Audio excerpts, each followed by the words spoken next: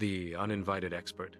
The quiet hum of a Tuesday afternoon was broken by the shrill ring of the house phone.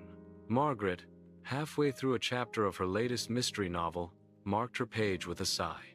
These days, a call on the landline was never good news. Usually a recorded voice about her car's extended warranty. "Hello? Good afternoon, madam. This is David calling from BT Openreach Technical Security Department," said a voice, smooth and professional, with a slight accent she couldn't place. "We are detecting severe instability and malicious activity on your broadband line. Your internet security has been compromised." Margaret's eyes flicked instinctively to the corner of the room where the sleek, black BT Smart Hub sat, its lights glowing a steady, unwavering green. She'd just been video calling her granddaughter in Australia an hour ago, crystal clear. "My internet seems fine," she said, her voice laced with the polite skepticism of someone who had lived through multiple PPI and Microsoft Windows calls. "Ah, madam, that is what the hackers want you to think," David said, his tone turning grave, almost conspiratorial. "They leave a superficial connection but create backdoors to steal your banking data, your photos. We see it all the time, especially on older routers like yours." Older routers. The phrase prickled. It was the same condescension she got from the spotty lad in the phone shop when she asked a simple question. This David was good. He spoke with the weary authority of a real engineer dealing with ignorant customers. "I need you to go to your computer, madam. We must run a remote diagnostic to seal the breach. It will only take 5 minutes." This was the moment, the pivot to the computer. Her son, Mark, had drilled this into her. "Never, ever let them near your computer, Mom. That's how they get in." But instead of panic, a cold, clear focus settled over Margaret. She remembered Mark's other lesson. Waste their time. The longer they're on with you, the less time they have to scam someone's nana who doesn't know better. "All right, David," she said, her voice deliberately wavering. "Let me just get to my desk. My knees aren't what they used to be." She made a show of shuffling, placing the cordless phone on the table with a clatter. She didn't go to the computer. Instead, she picked up her iPad from the coffee table.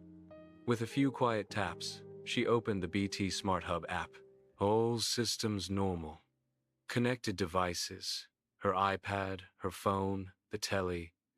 No strange intrusions. "I'm just turning it on, David," she said, her voice echoing slightly as she walked back toward the hub. "It takes a while to warm up, you know. It's not as young as it used to be." She allowed herself a small, private smile.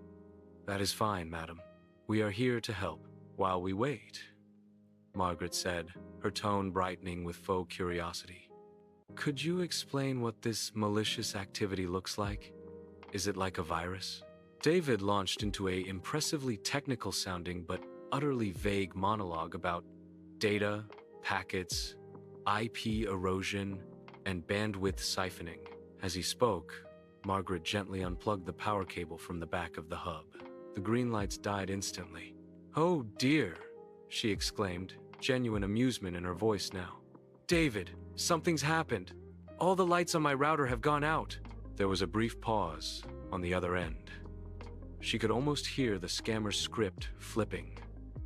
"Yes, madam. This is the instability we detected. The hacker may have triggered a shutdown.